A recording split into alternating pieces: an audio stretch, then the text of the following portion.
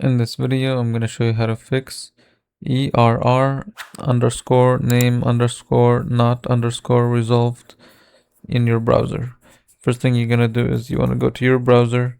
So go here, open your browser, and you want to clear the cache. So you can do this by going here, go to settings, privacy and security, delete browsing data. Here you can delete the cache. So just click delete after you select all.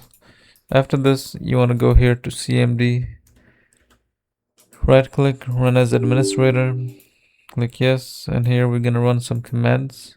So the first command is we're going to scan for the health of this DISM. So you can do this by doing DISM /online /cleanup -image /scan health.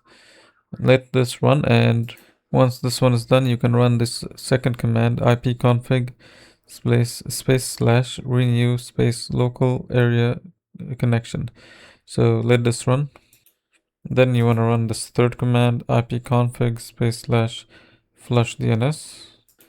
Then you want to run this another command, ipconfig /release. Then you want to run ipconfig /register DNS. Then you want to run netsh int ip set DNS. Next thing you want to do is you want to run netsh winsock reset. The last command is sfc /scan now.